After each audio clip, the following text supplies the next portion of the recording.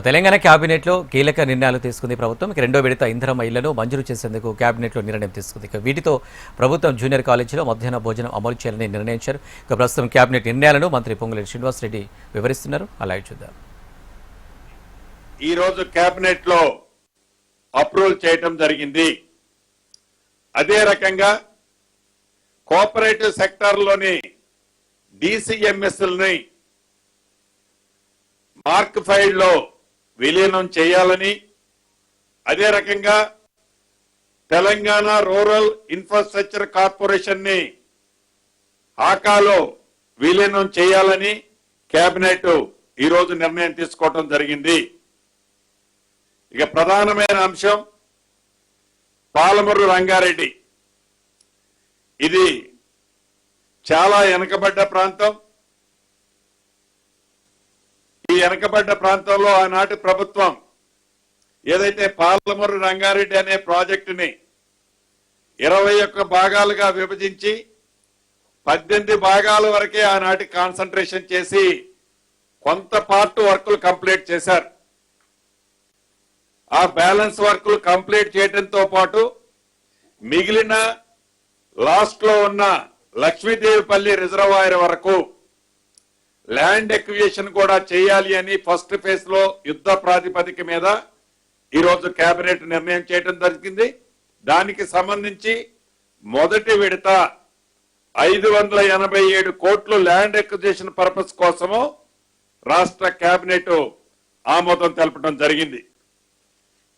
అదేవిధంగా 2030 నాటికి ప్రపంచంలో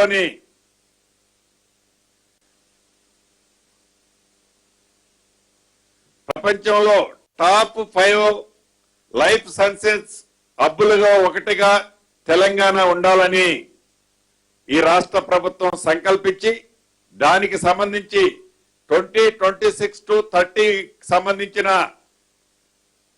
పాలసీని గౌరవ ముఖ్యమంత్రి గారి చేతుల మీదుగా గతంలో దావూస్ వెళ్ళినప్పుడు ఈ పాలసీని దావూస్ లో లాంఛనంగా దాన్ని ప్రారంభించడం జరిగింది. దానికి సంబంధించింది కూడా ఈ రోజు కేబినెట్ లో ఆ పాలసీకి సంబంధించిన దాన్ని ఆమోదించుకోవడం జరిగింది.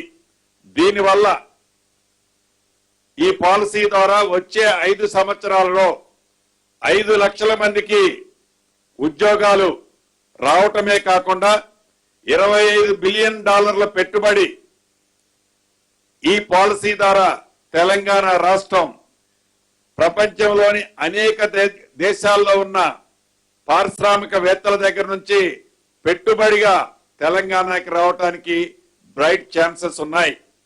అదే రకంగా దీంతో పాటు గతంలో ఎక్కువ ఈ ఇండస్ట్రీస్ ని ప్రొడక్షన్కి వెళ్ళే మన కాన్సన్ట్రేషన్ ఉండేది. దాంతో పాటు ఇక్కడ ఈనాడు R&D కూడా ప్రాధాన్యత ఇచ్చి ఈ పాలసీ ద్వారా తెలంగాణ రాష్ట్రానికి మరిన్ని పెట్టుబడులు వచ్చే విధంగా అట్రాక్ట్ చేసే విధంగా ఈ పాలసీని తుది మెరుగులు దిద్ది దాన్ని ఈ రోజు కేబినెట్ లో ఆమోదం తెలపడం